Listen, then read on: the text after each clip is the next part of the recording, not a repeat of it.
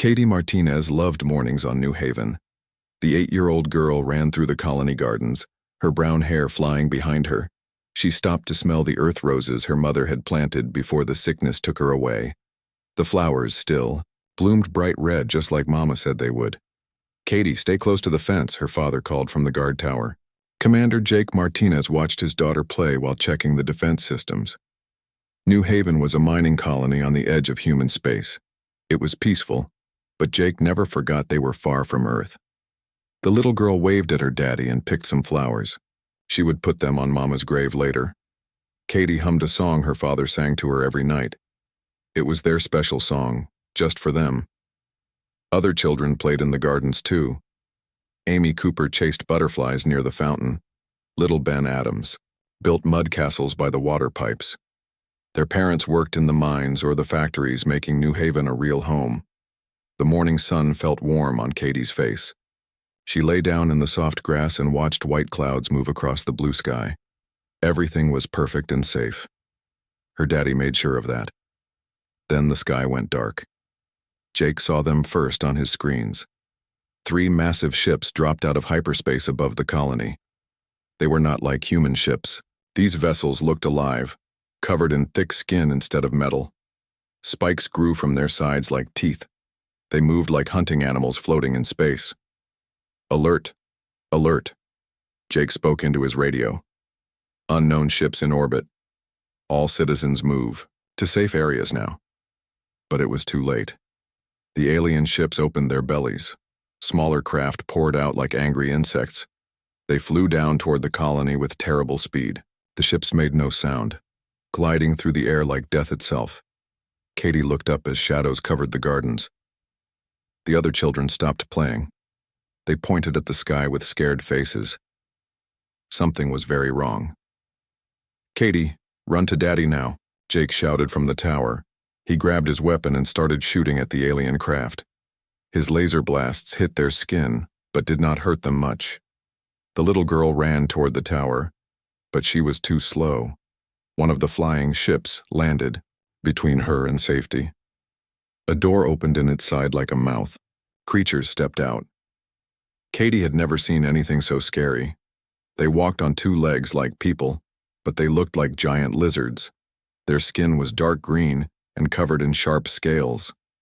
Yellow eyes stared at her with hunger. Long tongues flicked out between rows of pointed teeth. The aliens wore no clothes but metal bands wrapped around their arms and necks. Strange symbols glowed on the bands. They carried weapons that looked like they grew from bone instead of being built from metal.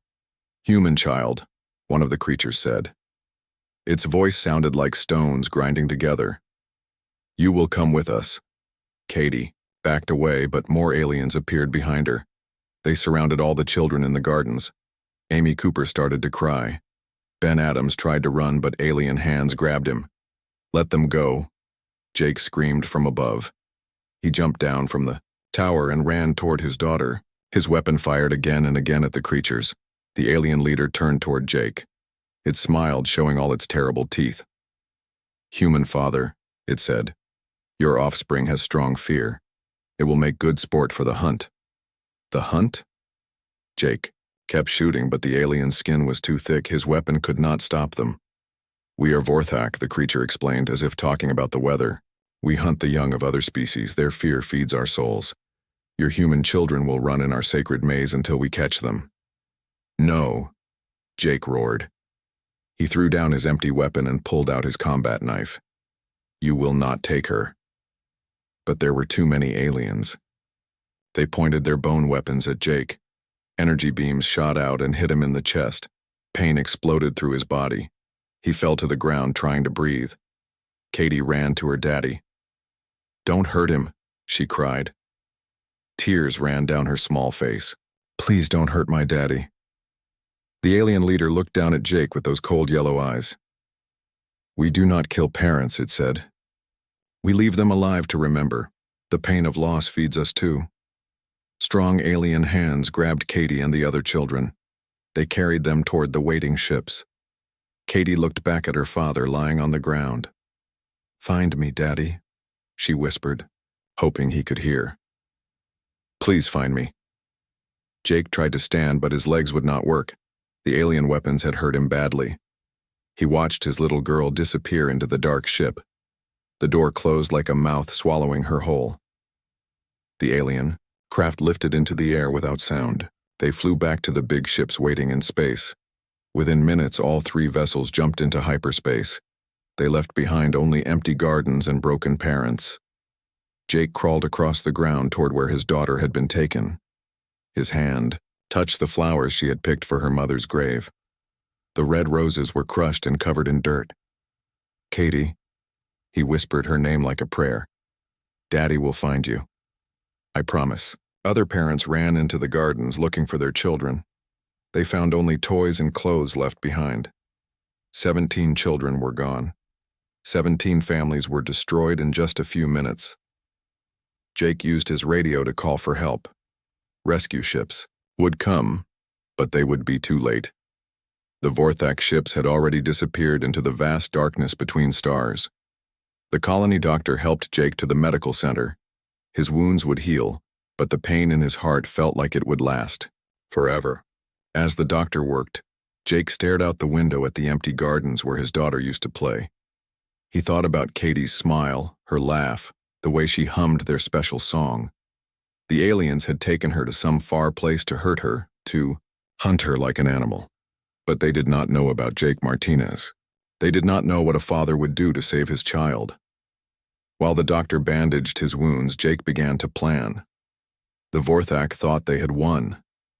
They thought humans were weak and would give up. They were wrong. Jake would find his daughter. No matter how far he had to travel, no matter how many aliens he had to fight. Katie was out there somewhere, probably scared and calling for her daddy. He would not let her down. The red roses in the garden were crushed, but their roots were still strong. Tomorrow they would start to grow again, reaching toward the sun, just like hope. 3 weeks passed since the Vorthak took Katie. Jake Martinez had not slept well since that terrible day. Dark circles ringed his eyes. His hands shook when he drank his morning coffee. But his mind stayed sharp and focused on one thing: finding his daughter. The command center became Jake's home. Computer screens showed maps of space, alien ship designs, and everything humans knew about the Vorthak race. It was not much. The lizard aliens stayed far from human space most of the time. They were hunters who took what they wanted and disappeared. "Commander Martinez," Colonel Adams walked into the room. "You need to rest. The doctors say you are making yourself sick." Jake did not look away from his screens. "I cannot rest while Katie is out there." "The fleet is searching," Adams said softly. 300 ships are looking for the Vorthak. We will find them." 300 ships searching the wrong places," Jake replied. His fingers moved across the keyboard, pulling up new star charts. "The fleet thinks like soldiers. They look for military targets and enemy bases, but the Vorthak are not soldiers. They are hunters." Jake pointed at the screen. Red dots marked places where the Vorthak had been seen before. "Look at the pattern, sir. They do not attack military bases or rich planets. They take children from small colonies like ours, places that cannot fight back well." Adams studied the map. "You think they have a hunting ground somewhere?" "I know they do." Jake opened another file. Pages of alien text filled the screen. "I have been talking to traders who deal with the Vorthak. Most are too scared to say much, but I found one who needed money badly." The alien text shifted into human words as the computer translated. Jake read aloud. "The sacred hunt happens in the Garden of Blood. Young prey runs through the living maze while the blessed hunters follow. The hunt ends when only hunters remain standing." Adams felt sick reading those words. A hunting preserve. They built a place just to hunt children? "Not just children," Jake said grimly. "Young beings from many different species. The trader told me the Vorthak believe fear from the young is the purest kind. It feeds their spirits or some crazy thing like that." Jake stood up from his chair. His body was thin from not eating enough, but his eyes burned with purpose. "I know where they took Katie, Colonel. The Garden of Blood is 3 days away by hyperspace jump." "Even if you are right, we cannot attack," Adams said sadly. It would take the whole fleet to break through Vorthak defenses. By the time we got there, the children would be dead. The fleet cannot go, Jake agreed. But one ship might sneak through. Adams saw the look in Jake's eyes and stepped back. Commander, you cannot be thinking what I think you are thinking. Jake walked to the weapons locker and began loading supplies into a bag. The prototype stealth fighter is ready for testing. Ghost Runner can slip past their sensors if someone knows how to fly her right. That ship is not ready for combat missions, Adams protested.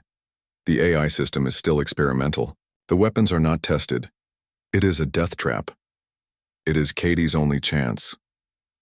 Jake sealed his supply bag and headed for the door. Every day we wait, those monsters hurt more children. I will not let my daughter die while we hold meetings and make safe plans. Adams grabbed Jake's arm. This is suicide. The math says you have less than a 2% chance of success. Jake looked at his friend with tired but determined eyes. Colonel, what would you do if it was your daughter? Adams had no answer for that. Jake walked through the corridors toward the hangar bay. Other officers tried to stop him, but he pushed past them all. Word spread quickly through the base. Jake Martinez was going to steal the most advanced ship in the fleet to rescue his daughter. The hangar bay was huge and filled with fighter ships, but Ghost Runner sat apart from the others.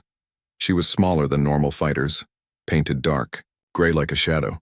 No weapons showed on the outside, but Jake knew they were hidden inside the hull. Halt, Commander Martinez. Captain Brooks stood in front of the ship with 4 security guards. You are not authorized to take this vessel. Jake did not slow down. Get out of my way, Brooks. I have orders to stop you, Brooks said. But his voice did not sound sure. Everyone knew about Katie. Everyone understood why Jake needed to go. Jake reached into his jacket and pulled out his sidearm. The guards raised their weapons too. For a moment, nobody moved. Captain, one of the guards said quietly, maybe we should step aside. The commander has been through a lot. Brooks looked at his men, then at Jake. Slowly, he nodded. Stand down, he ordered. The guards lowered their weapons. Thank you, Jake said simply. He walked past them to Ghost Runner. The ship's door opened as Jake approached. Inside, screens lit up and systems came online.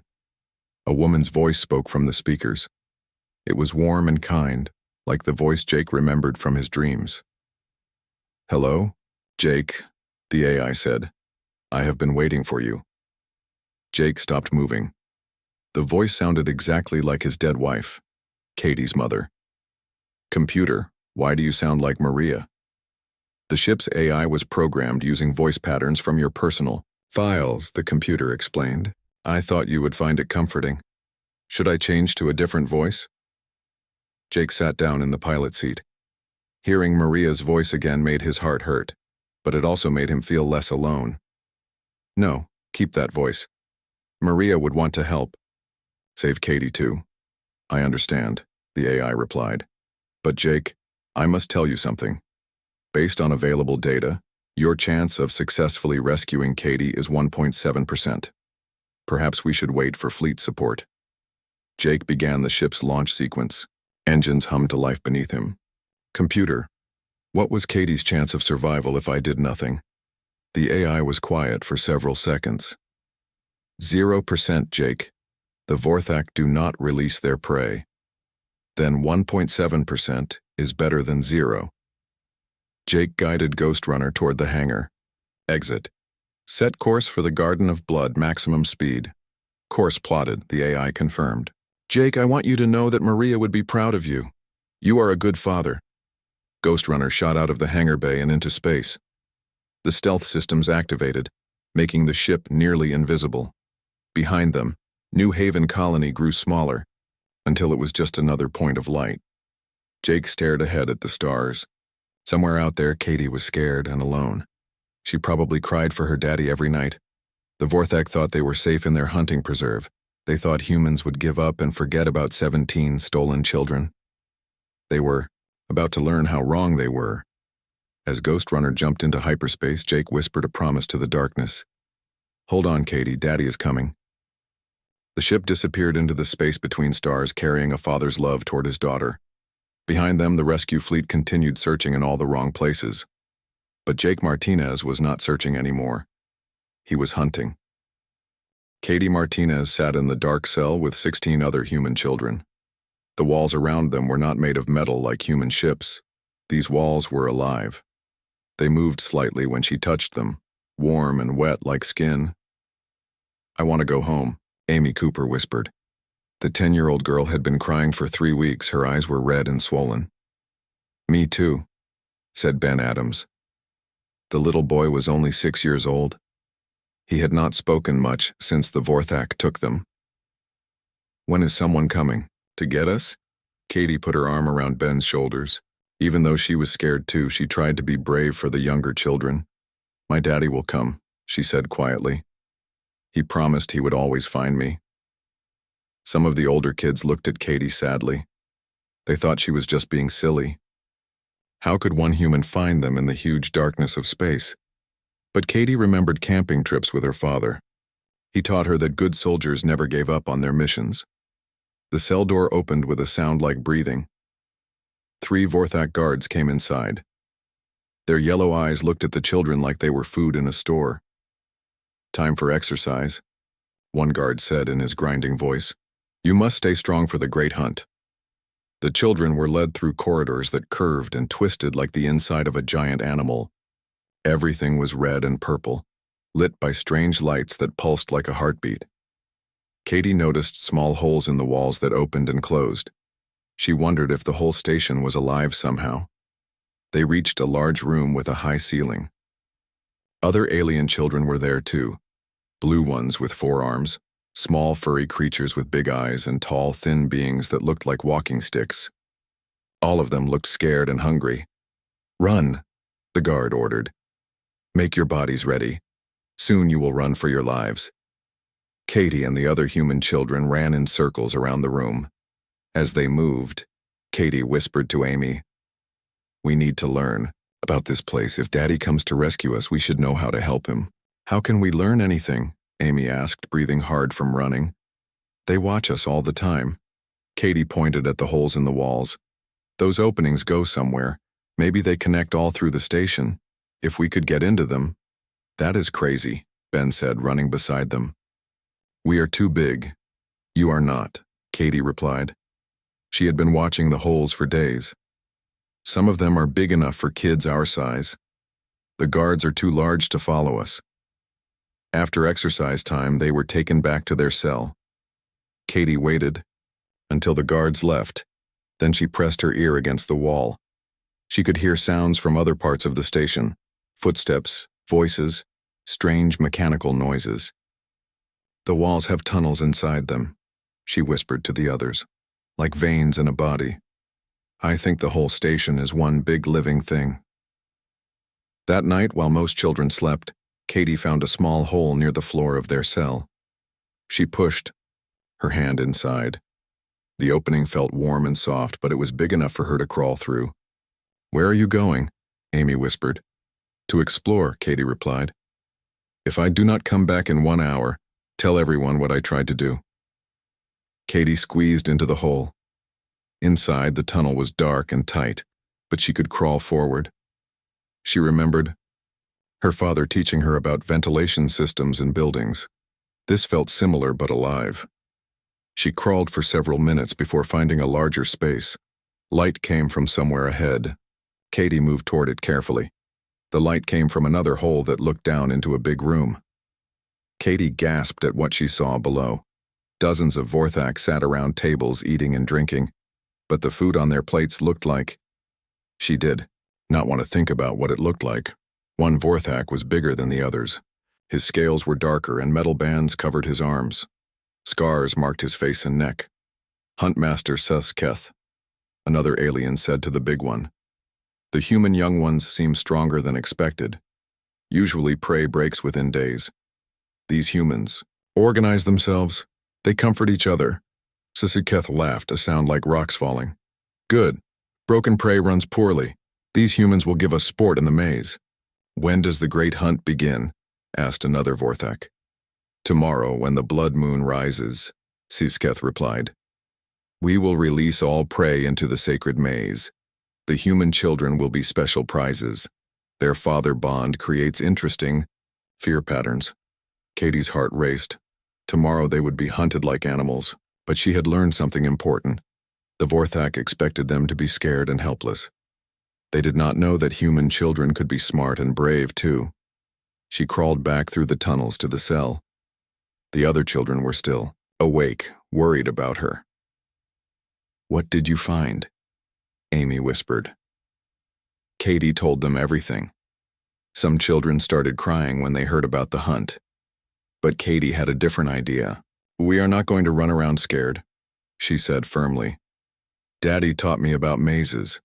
The trick is to work together and leave marks so you know where you have been." "But we have nothing to make marks with," Ben said. Katie smiled for the first time in weeks. She pulled a piece of thread from her shirt. "We have clothes.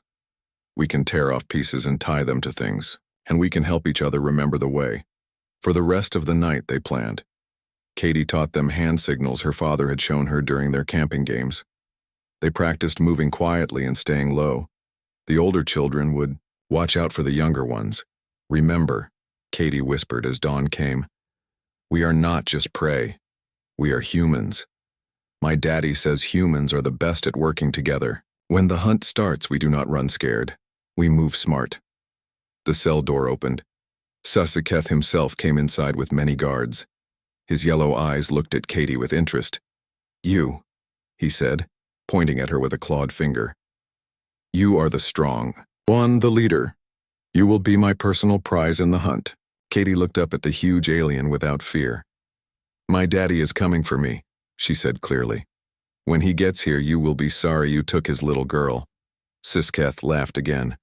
"Foolish human child. No one knows where you are. No one is coming." But as he spoke, alarms started sounding throughout the station. Red lights flashed in the corridors. A voice spoke over speakers in the Vorthak language. Sketh's smile disappeared. He spoke quickly to his guards, then looked back at Katie with surprise and anger in his yellow eyes. Katie smiled at him sweetly. "I told you he was coming." Far below in the station's belly, Jake Martinez crawled out of a supply container. Ghost. Runner had slipped past their defenses and docked with a cargo ship. Now he was inside their hunting preserve, armed and very dangerous. The hunt was about to begin. But the Vorthak had no idea who was really going to be hunted. Jake Martinez moved through the dark corridors of the Vorthak station like a ghost. His black combat suit helped him blend into shadows. The weapon in his hands was loaded and ready. Every step brought him closer to Katie. The station was huge, inside with tunnels that went in all directions. Everything looked alive, walls that breathed, floors that felt warm under his boots, and strange lights that pulsed like a heartbeat. Jake had seen many alien ships before, but nothing like this. He pressed his hand against a wall. It felt like touching skin. "Computer," he whispered into his radio. "Are you getting readings on this station?" "Yes, Jake," came Maria's voice through his earpiece. "The entire structure appears to be a living organism. Bioorganic technology. The walls contain neural networks similar to a brain. Can you connect to their systems?" "I am trying, but their biocomputer thinks differently than mechanical systems. It may take time." Jake nodded and kept moving. Time was something he did not have much of. Through the walls he could hear Vorthak voices talking about the hunt. They planned to release all the children into their maze soon. He found a ventilation, grate, and pried it open. Inside were tunnels big enough for him to crawl through. As he moved, he heard something that made his heart jump. Children's voices speaking in whispers. Following the sound, Jake found a grate that looked down into a cell. His breath caught in his throat. There was Katie, sitting with other human children. She looked thin and tired, but she was alive. Jake almost called out to her, but stopped himself. There were guards nearby. He needed to be smart about this. Instead, he watched as his daughter talked to the other children. She was teaching them something, using hand signals he had shown her during camping trips.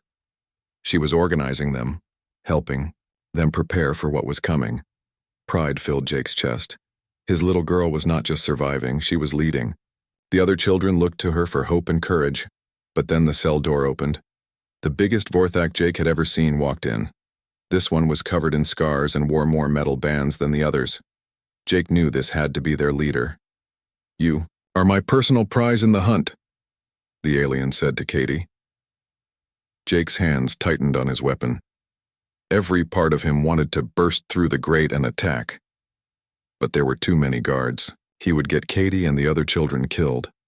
Then Katie said something that made Jake's heart swell with love and pride. "My daddy is coming for me. When he gets here, you will be sorry you took his little girl." At that moment, alarms started, ringing throughout the station. Jake smiled grimly. The computer had found their systems. "Ghost Runner to Jake," came Maria's voice. "I have connected to their bio network. I am causing system failures throughout the station. Life support is fluctuating.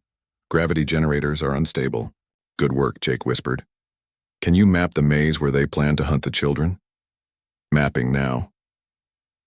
"Jake, the maze is designed to confuse and terrify. It changes shape constantly. There are traps, monsters, and poisonous gas in some sections." Jake studied the map that appeared on his wrist display. The maze filled most of the station with the children's cells at the center. "Show me the fastest route to get the kids out." "There is no fast route," the computer replied sadly. "The maze is the only way. But Jake, I have an idea. If I can take control of more biosystems, I might be able to help you from inside their network." Jake began moving toward the maze entrance. Behind him, he could hear Vorthak guards running through corridors trying to fix the system failures. Perfect. Let them be confused and scared for once. He reached a huge door that looked like a mouth. This was the entrance to the sacred maze. Jake checked his weapon and supplies one more time. Inside that maze, his daughter and 16 other children were about to be hunted by monsters. The door opened, and Jake stepped inside. The maze was like walking into a nightmare. Corridors stretched in every direction, with walls that moved and shifted. Strange sounds came from the darkness, growls, hisses, and things Jake did not want to identify. "Computer, where are the children being released?" "Multiple entry points around the maze center," Maria's voice replied. "Jake, I am reading Vorthak life signs throughout the maze. 12 hunters, all armed and experienced." "Good," Jake said coldly. "I was hoping for a challenge." He moved through the maze using skills learned in 20 years of military service. Every shadow could hide an enemy. Every sound might be a trap. But Jake had something the Vorthak hunters did not. He was not hunting for sport. He was hunting to save his child. The first Vorthak hunter Jake met was stalking something in the Ur. Darkness ahead.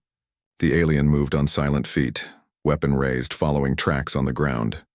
Jake followed behind, just as quiet. When the Vorthak stopped to examine some marks on the wall, Jake struck. His combat knife slid between the alien's ribs before it could make a sound. 1 down, 11 to go. Jake took the alien's weapon and continued deeper into the maze.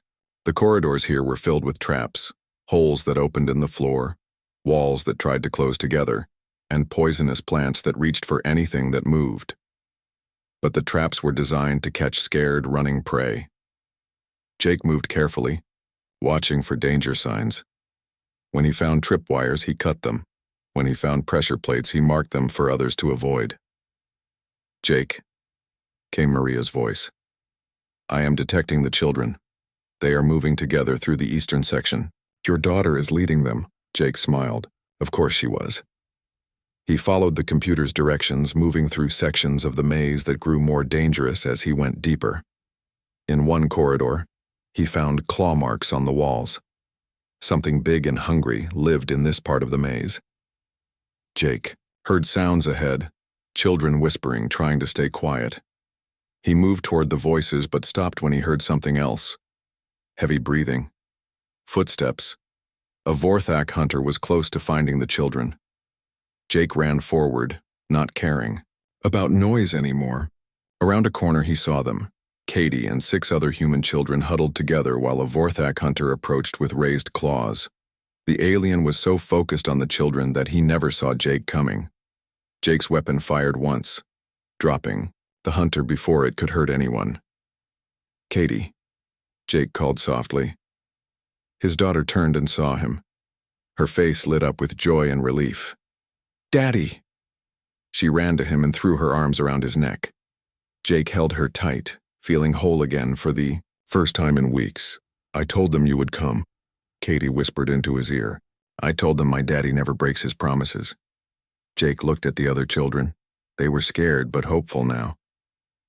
"Where are the rest?" "We got separated when the maze walls moved," Katie explained. "Amy and Ben are with 2 groups somewhere else." Jake's radio crackled with Maria's voice. "Jake, I am reading massive movement in the maze. The Huntmaster is coming with 4 other hunters. They know where you are." Jake looked at his daughter and the other children. He could try to get this group out, but that would mean leaving the others behind. He would never do that. "Computer, can you guide the children to safety while I deal with the Huntmaster?" "The bio-network is responding to my commands now," Maria replied. "I can light safe paths and lock dangerous sections, but Jake, you cannot face 5 Vorthak hunters alone." Jake checked his weapons and smiled. "I am not facing hunters, computer. I am facing prey who just do not know it yet." He knelt down to look Katie in the eyes. "Sweetheart, I need you to lead these children to the exit. Follow the lights the computer shows you. Can you do that?" Katie nodded seriously. "What about you, Daddy?" "I have to go get the other children. Then we all go home together." Katie hugged him again. "Be careful, Daddy. I love you." "I love you, too, baby girl. Now go." Jake watched his daughter lead the other children into the maze, following lights that appeared on the walls to guide them. Then he turned toward the sounds of approaching footsteps. Huntmaster Sesiketh was coming with his best hunters. They thought they were closing in on helpless prey. They were about to learn what happened when someone hunted Jake Martinez's daughter. Huntmaster Sesiketh moved through his sacred maze with 4 of his best hunters. For 30 years he had never lost prey in these corridors. The maze was his domain, designed to confuse and terrorize those who ran through it. But something was wrong. 3 of his hunters were dead. The biosystems were failing. And somehow, impossibly, the human prey had turned into a predator. "Search pattern 7, Sesiketh ordered his remaining hunters. "The human male is armed and dangerous. He has military training." The Huntmaster's yellow eyes burned with anger. No prey had ever dared to fight back in his maze. The human father would pay for his disrespect before becoming a trophy on the wall. Behind them, unseen in the darkness, Jake Martinez followed like a ghost. He had found and saved 2 more groups of children, sending them toward the exit with lights from the computer to guide them. Only 1 group remained, Amy and Ben with 3 other kids, but Sesiketh and his hunters were between Jake and those children. "Computer," Jake whispered into his radio. "Where are Amy and Ben's group?" "Eastern Wing, Section 7, came Maria's voice. "But Jake, there are biomechanical predators in that section. The Vorthak released them during hunts to make the game more exciting." Jake grimaced. The aliens did not just hunt children. They let monsters hunt them too. His anger grew hotter, but he kept it controlled. Anger could make mistakes. Katie and the other children needed him to be smart. Jake studied his options. The hunters were moving toward the Eastern Wing too. If he followed them, he could take them out one by one. But those biomechanical creatures might hurt the children before he could reach them. He made his choice. Jake took a different route, using maintenance tunnels the computer showed him. He reached Section 7 before the Vorthak hunters, moving, fast but staying quiet. The Eastern Wing looked different from the rest of the maze. Here the walls were darker and covered with slime. Strange sounds echoed from hidden spaces, clicking, scraping, and low growls that made Jake's skin crawl. He found Amy and Ben huddled with 3 other children behind a fallen piece of wall. They looked terrified, but unharmed. "Commander Martinez," Amy whispered when she saw him. She had heard Katie talk about her father for weeks. "Katie said you would come." "Where is Katie now?" Ben asked, his small voice shaking. "Safe. Jake replied, though he knew she would not be truly safe until they were all off this station. I am here to take you home. A roar echoed through the corridors. Something big was moving toward them, drawn by their voices. Jake looked around the corner and saw it, a creature that looked like a giant spider mixed with a shark. It had 8 legs, rows of teeth, and skin like black metal. Biomechanical hunter, the computer confirmed in his earpiece.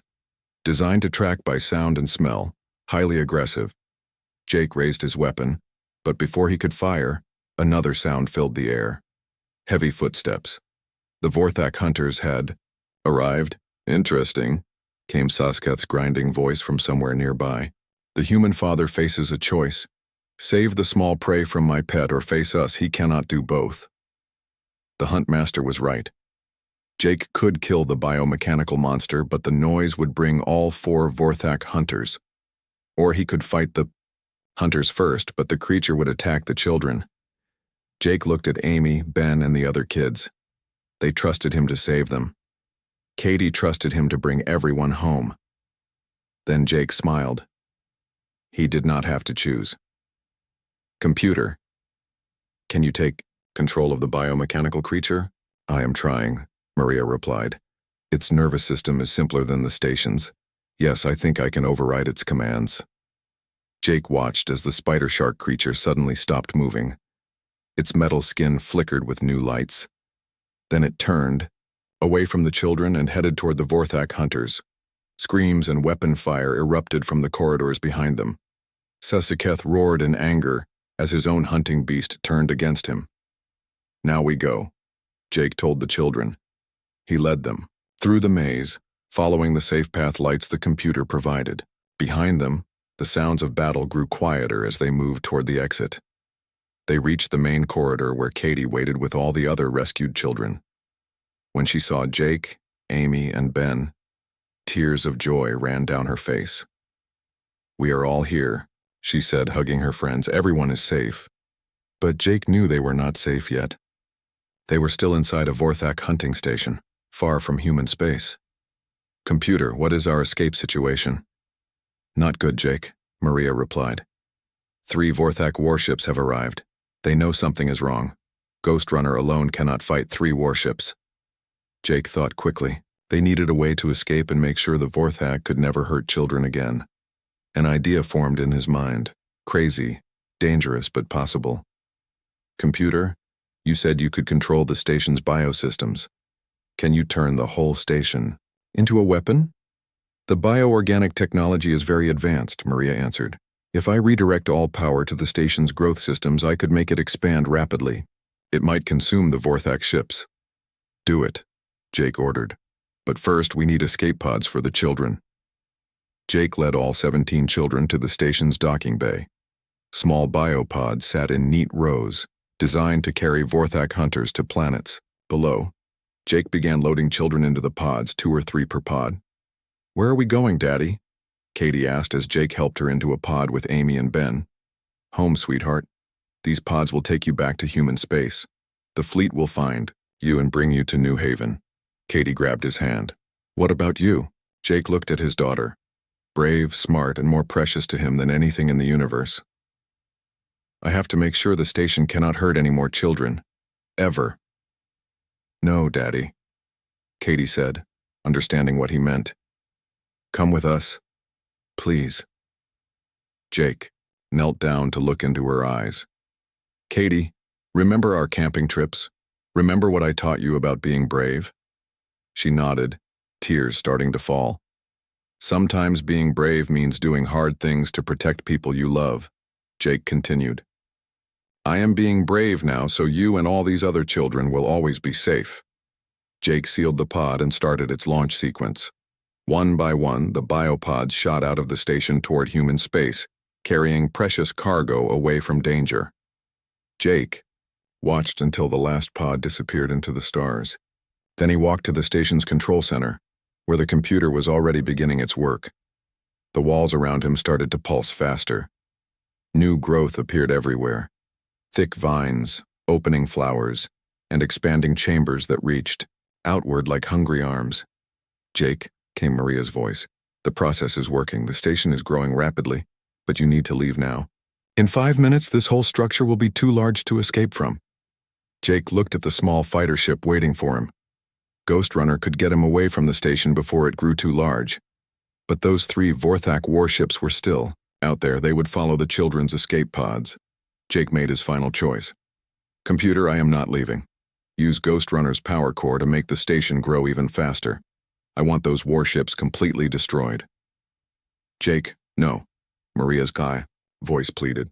There has to be another way.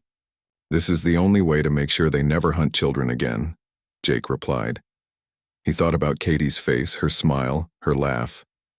Tell her I love her. Tell her Daddy kept his promise. The station began to grow explosively. Massive biotendrils reached out and wrapped around the 3 Vorthak warships. The aliens fired their weapons, but it was too late. The living station consumed them completely. Jake sat in the control center as the station expanded around him. He was not afraid. Katie was safe. All the children were safe. That was all that mattered. But then something unexpected happened. The biopods began to return. What are you doing? Jake called to the computer. I am not controlling the pods, Maria replied. Someone else is. Through the windows, Jake saw the pods flying back toward the station. But the station had changed. Instead of the dark hunting preserve, it now looked like a giant flower blooming in space. The pods landed in a soft, safe chamber that had grown just for them. Katie ran out of her pod toward Jake. Daddy, we came back for you. How? Jake asked. Amazed. Amy Cooper smiled and pointed at the walls around them. Katie figured it out. The station is alive, but now it likes us instead of the Vorthak. It wants to help us go home together. The computer's voice filled the chamber, but now it sounded different, younger, happier. The bio-network is learning. From human emotions, it said. Love, hope, family bonds. These are new concepts for it. It wants to help, not hunt. Jake looked around in wonder. The station had indeed changed. Instead of a place of fear and death, it had become something beautiful and protective. Can it take us home? Jake asked. Already heading for human space, the computer replied. Estimated arrival at New Haven 3 days. Jake pulled Katie into a huge hug. You did it again, sweetheart. You found a way to save everyone. Katie smiled at her father. We did it together, Daddy, just like you taught me. 3 days later, the living station arrived at New Haven Colony. The entire human fleet was there, weapons ready for battle. But instead of a Vorthak warship, they saw something impossible. A beautiful biostation carrying all the stolen children home. Jake and Katie stood together on the observation deck, watching New Haven grow larger in the windows. Other children played, around them, laughing and happy for the first time in weeks. Daddy, Katie said quietly, will